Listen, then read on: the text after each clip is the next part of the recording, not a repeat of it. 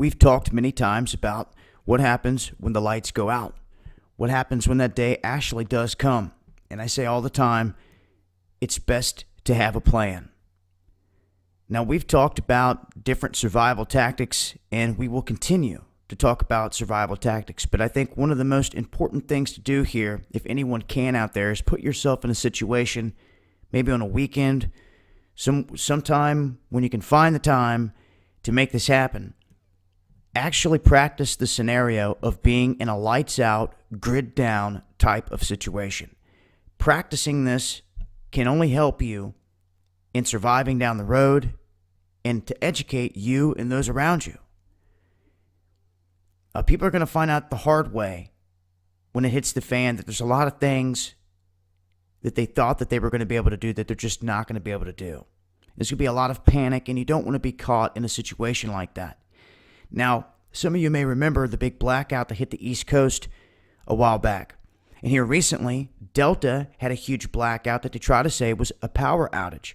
Although the Georgia Electric Company stepped up and said, no, this is squarely Delta's fault. A lot of questions there, but it was down for 6 hours and it absolutely wreaked havoc on everything. So what happens if this goes down long term? I'm assuming that most people out there turn the cheek. They think that it will never happen. Therefore, they will never have a plan, and they will be among the masses that fall into the chaos if this ever does happen. Now, the problem is this. We've talked about EMPs or attacks on the grid. We've even seen out west them cutting the cables. California, Arizona, multiple times. Even plotted attacks on the power grid. That took place in California too. They were sniping at a facility. Very weird stuff happening in Texas. But what most people don't realize is that our power grid structure here in this country is broke down into 3 elements. You have the eastern interconnection, which you can see here, which serves a bulk of the country. Then the western interconnection. And then you have Texas. What's very interesting, I want you to all remember this.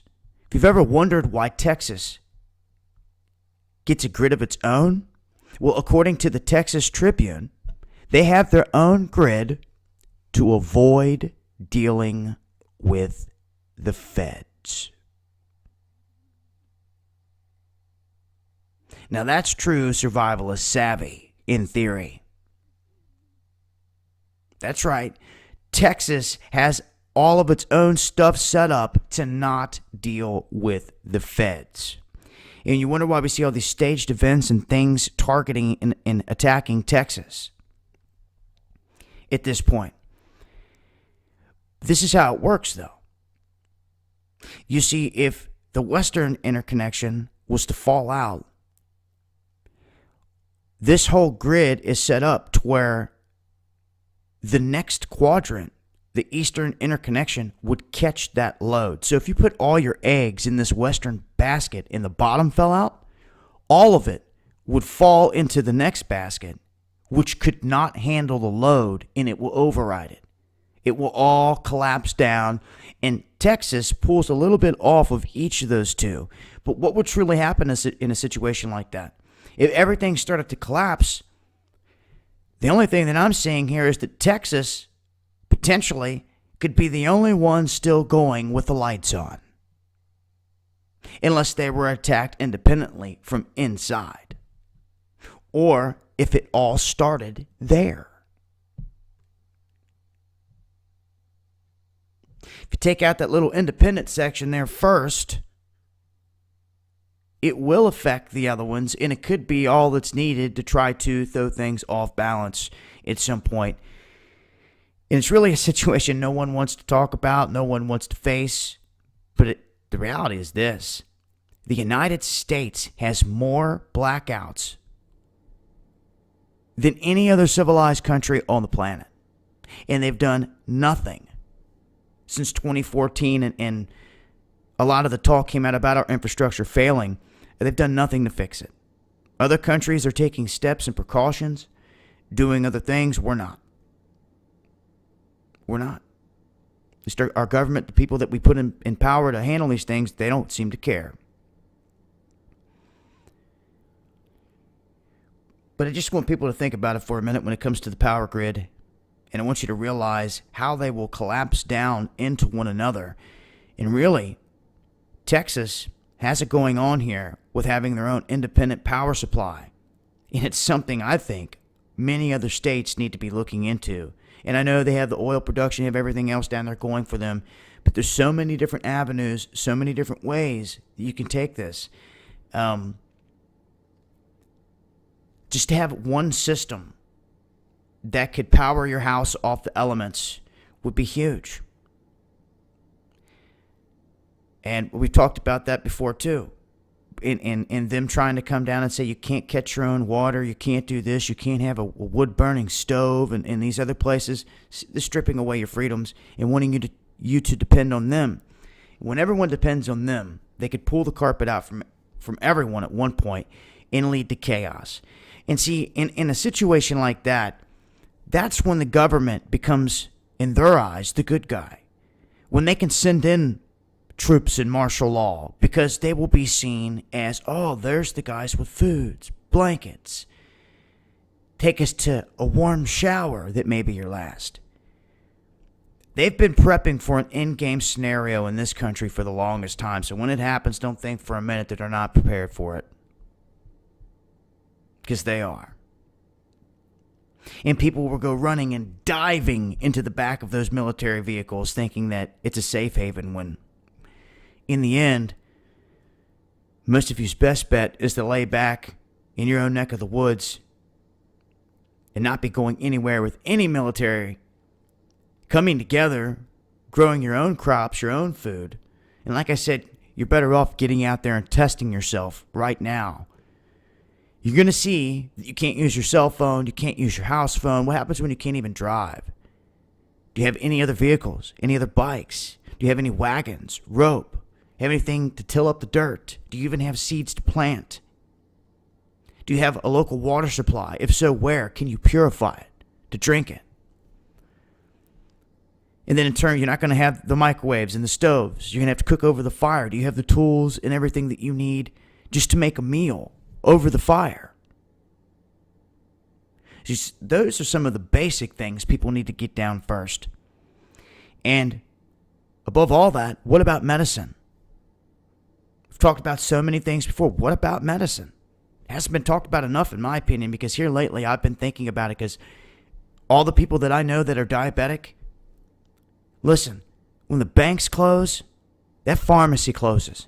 And I know so many people out here that only get the 30-day supply when it comes to that insulin. And I'm telling you now, if a grid was to go down for over a month and people cannot get their medication, that's when people start dying. Friends and family that we all know, because they can't get the simple stuff that they need. And this is why I say you need to stock up. You need to have a plan. We need to have access to those medical supplies at a decent or cheap rate, because you can get it cheaper outside of the U.S. You just have to find it online and find a trusted source, one in which I've been looking for a long while now. And maybe I've come across something good. If we can work something out to where people out there can have an avenue to get arthritis medicine, heart medicine, and everything else for cheap and legally through a licensed pharmacist, then there we go. But it's being able to take advantage and being able to find the right people out there that are willing to do that. They actually care about the people, and because so many other people out here just take it like the guy with the AIDS medicine. He took it and he jacked it like 10,000% up just to make money. That's sick. That's sad. Someone should be thrown in jail for doing that.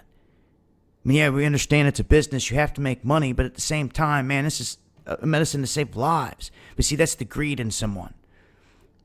You know, that medicine should be made cheap to where anyone that needs it can get their hands on it. But that's not the world we live in.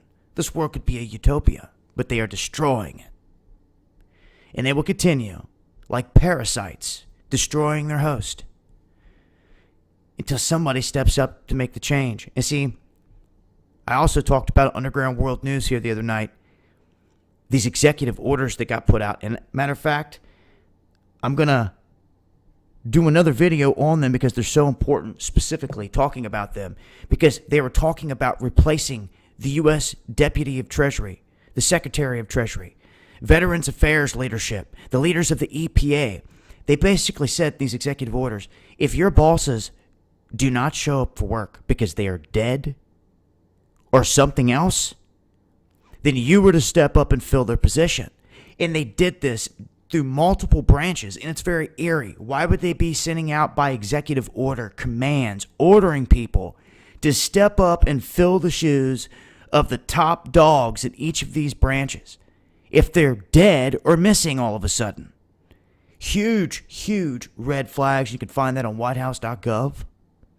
It's real. Something's going on. And they're preparing for it right in the wide open if you know where to look and you're paying attention. They release a lot of these executive orders quietly while no one is paying attention, and the mainstream media will never talk about this stuff. But in the end, all I can stress is have a plan, guys. Seriously, get out there, put yourself in a test-type environment. Test yourself. Just do it. May learn something, be able to teach somebody something else, and you may get to open the eyes of others, really see where you sit in a crisis situation, see how unprepared you really are. Because I don't want to see people get swept away in the madness, man. We've been out here trying to wake up people for too long, man. It's time to have a plan, guys. Serious. Get with it. It's been Dabu 7.